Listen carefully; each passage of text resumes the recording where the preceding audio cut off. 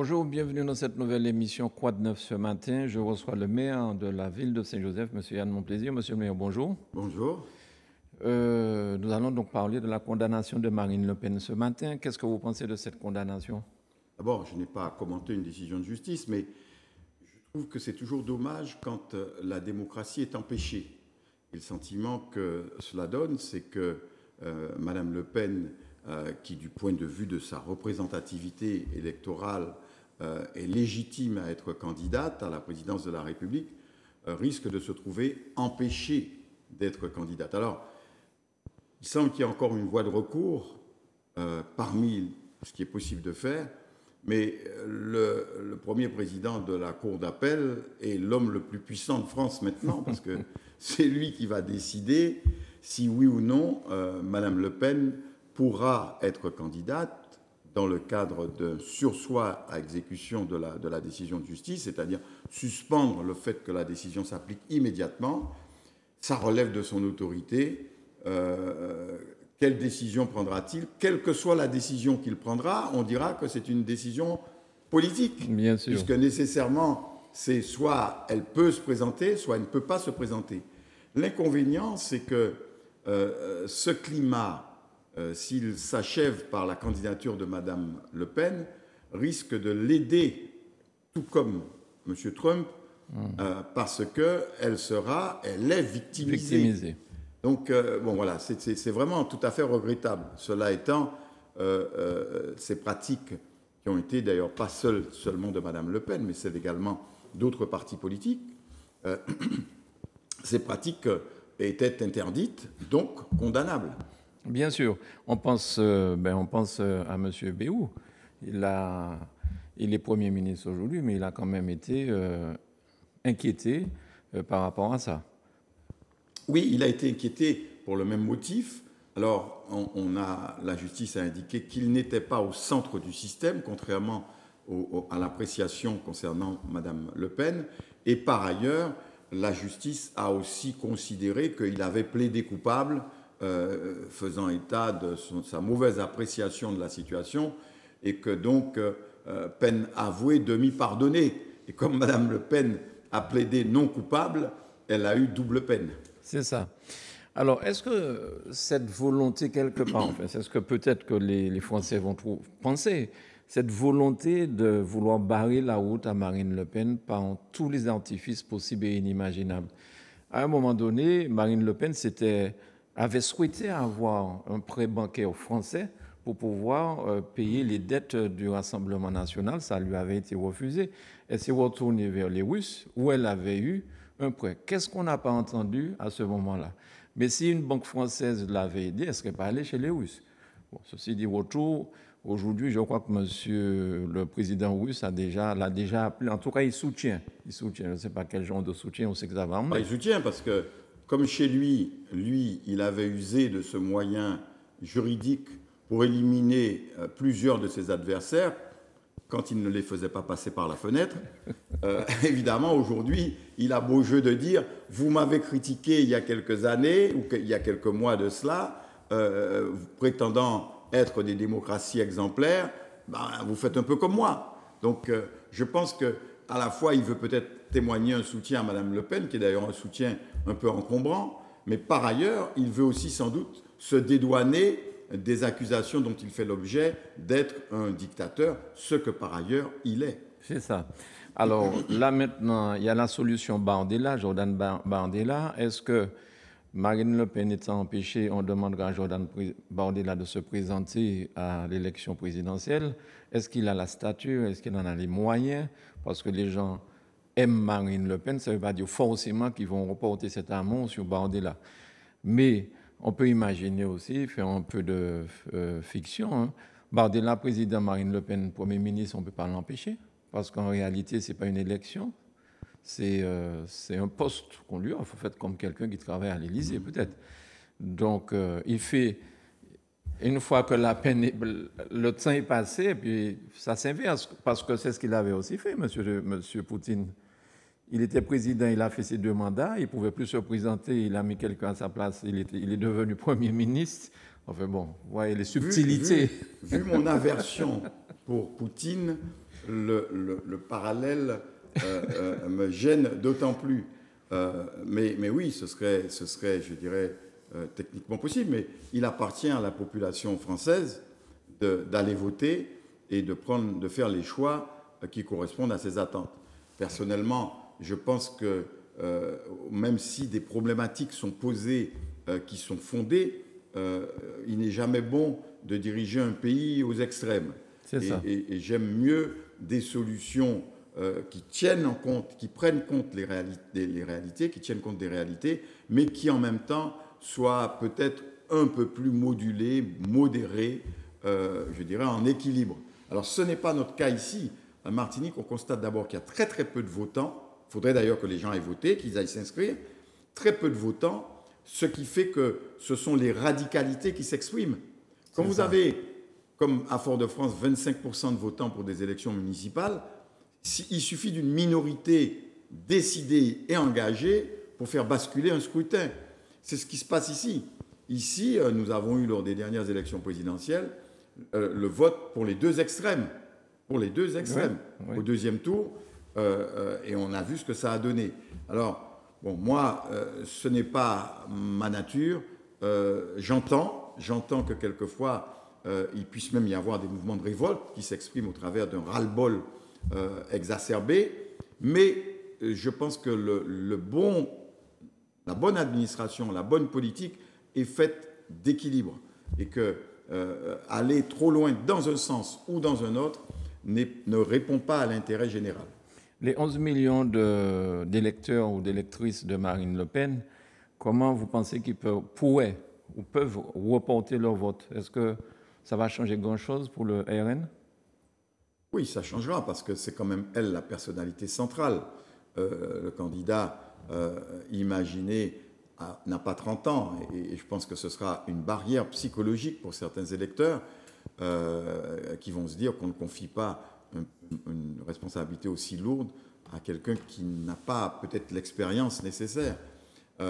Donc oui, c'est un handicap incontestable. En même temps, ça va mobiliser parce que les gens auront le sentiment qu'on les a frustrés de leur d'une éventuelle victoire. D'une éventuelle victoire. Donc, comment ça va se reporter, je n'en sais rien. Personnellement, je souhaite être, dans cette campagne présidentielle, apporter ma contribution à une alternative, encore une fois, à ces deux extrêmes. Ni LFI, ni Rassemblement national. Je pense qu'il faut trouver un rassemblement entre les deux. Mais pas un rassemblement de circonstances comme l'était le nouveau Front populaire qui a accolé de briques et de brocs des gens qui n'ont pas grand-chose en commun, les écolos bobos extrémistes de LFI, un peu à l'image de nos parlementaires martiniquais. D'ailleurs, ils sont LFI pour la plupart.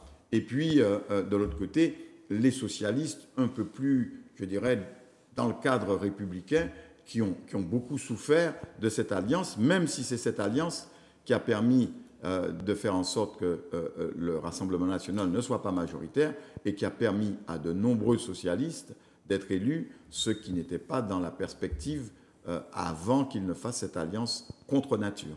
Monsieur le maire, vous êtes un homme de droite, vous ne vous cachez pas, vous l'avez encore rappelé sur le plateau de Zouk Télévision il y a même pas une semaine. Est-ce que la France vote encore à droite? Parce qu'on dit que la France, on dit que le Sénat, par exemple, c'est la droite. Ouais. Mais est-ce que la France vote à droite? La France vote à droite. Si on regarde ce qui reste de la gauche, c'est-à-dire le nouveau Front populaire, ils sont minoritaires. Ils sont largement minoritaires. Bon, la France vote à droite, centre-droit, des gens comme moi, et à l'extrême droite. Oui. Bon, et à l'extrême droite. Donc la France, aujourd'hui, est électoralement à droite. Mais précisément, du fait du jeu des extrêmes, on a une neutralisation, à mon avis, d'une bonne partie des électeurs. Et c'est pour ça que je les appelle à la raison. Est-ce que les Français comprennent ce jeu politique-là? Parce que ce que vous expliquez là, est-ce que tout le monde est en mesure de comprendre et d'en tirer les conséquences? Oui, comment se fait-il qu'il n'y ait pas plus de gens de droite, par exemple, au pouvoir ou bien dans les grandes instances? À l'échelon national. À l'échelon national, il y en a. Le Sénat est tenu par M. Larcher. M. Retailleau d'ailleurs est Oui, sénateur, ministre de l'Intérieur. beaucoup de grandes villes, pas toutes, mais beaucoup de grandes villes sont tenues par des élus de droite. Il y a beaucoup de parlementaires à l'Assemblée nationale. Mais ici on est dans le vote de l'ambiguïté. Il faut sortir de cette ambiguïté. J'avais, lors de ma première campagne électorale en 1983, abordé un thème que je voulais répondre aux attentes, en tout cas qui étaient les miennes, l'avenir sans complexe. Et aujourd'hui, moi je dis qu'il faut que la Martinique sorte de l'ambiguïté. Il faut qu'elle sorte de l'ambiguïté. On a le droit d'être indépendantiste, encore une fois. On a le droit de ne pas aimer la France. C'est le droit, on est en démocratie. Mais il ne faut pas jouer le double jeu. Si on est indépendantiste, il faut expliquer aux gens, je veux me battre pour que la Martinique devienne indépendante et je vous propose tel système. Or, ces gens-là ne disent pas ça. Ils se contentent de surfer sur le mécontentement populaire, sur les frustrations légitimes, la vie chère, ou illégitimes quelquefois, des Martiniquais, et ils sont dans la situation confortable de l'adolescent enfant gâté qui rouspète, qui tempête contre ses parents, qui quelquefois même claque la porte le midi, mais rentre de manière penaude le soir, parce qu'il faut bien qu'il mange et qu'il dorme. Eh bien, moi, je ne suis pas de cela. Si on est adulte, à un moment donné, si on s'en va, on s'en va. Mais on ne fait pas semblant, on ne joue pas, c'est irresponsable. Parce que ce n'est pas constructif, ça ne permet pas à un pays d'avoir un projet, ça ne permet pas de donner une ambition à une population. Puisque la victimisant, on lui donne toujours une raison pour dire « c'est pas de ma faute ». Si ça ne va pas, s'il y a des difficultés économiques, etc., ce n'est pas de ma faute, c'est l'autre, c'est de la faute de l'autre. Quand il n'y a pas d'argent dans les caisses, ce n'est pas moi qui ai trop dépensé l'argent, c'est papa qui ne m'a pas donné assez d'argent, il faut qu'il en donne encore un peu plus. C'est ça qui est fini. Il faut qu'on en finisse avec ça. L'abstention, c'est le plus grand parti politique en ce moment à la Martinique, oui. Peut-être en France aussi. Comment ramener les électeurs aux urnes? Parce que c'est seulement en votant qu'on peut changer les choses. En leur donnant envie, en leur prouvant que la politique peut changer les choses. Et moi, très modestement, et je vais faire campagne pour les prochaines élections municipales, quels que soient les gens qui vont se présenter, je ferai campagne et je soutiendrai un mouvement qui correspond à mes convictions. Et je ferai campagne en disant aux Joséphins, voyez, on a pu le faire. Comme disent les Anglais, we did it. On l'a fait. Donc c'est possible. Et donc on peut changer les choses. Ouais. C'est toute ma démonstration politique aujourd'hui consiste à dire c'est possible. Quand je suis arrivé à Saint-Joseph, la commune était en cessation de paiement. Aujourd'hui, on est en excédent. Nous sommes une des communes les mieux positionnées. Mais vous êtes aussi un chef d'entreprise, hein? Oui, je suis... Ça joue. Ça joue parce que ça me donne les ressorts, les réflexes. Mais c'est aussi, il faut de la vision, mais il faut aussi de l'honnêteté, il faut du courage. Il faut savoir dire non. Et ce n'est pas en disant oui en permanence, peut-être que ça vous fait gagner à court terme des voix. Mais ce n'est pas ça le chemin. Ce n'est pas ça que la population attend, à mon avis, de ses décideurs. La population, elle veut des gens qui les rassurent en leur disant « nous allons faire ça. Nous ne pourrons pas faire comme ça, mais nous allons... » Et si on arrive à convaincre les gens qu'une autre manière de faire de la politique et une autre politique est possible, la droite à laquelle j'appartiens, vous l'avez raison, elle n'est plus au pouvoir depuis 1983. Depuis 1983, ça fait presque 50 ans que ce sont les mêmes, les indépendantistes, les autonomistes, les ouai ou pas ouai, les populistes qui prétendent diriger ce pays et qui disent à la population tout est possible. Vous n'avez pas besoin de faire d'efforts, vous n'avez pas besoin de vous embêter. Bon, si on n'y réussit pas, ce n'est pas de votre faute, ce n'est pas de la nôtre, c'est parce qu'on est français et parce qu'il y a un État français. Tant qu'on aura cette ambiguïté politique, la Martinique ne sera pas sur le chemin du progrès. Vous souhaitez que la France reste toujours dans l'Europe, monsieur le maire? Oui, plus que jamais. J'ai eu des périodes où j'ai cru plus ou moins à l'Europe. Et puis quelquefois, l'Europe nous casse un peu les pieds, il faut bien le dire, avec tous ces règlements, tous ces technocrates, tous ces fonctionnaires, etc.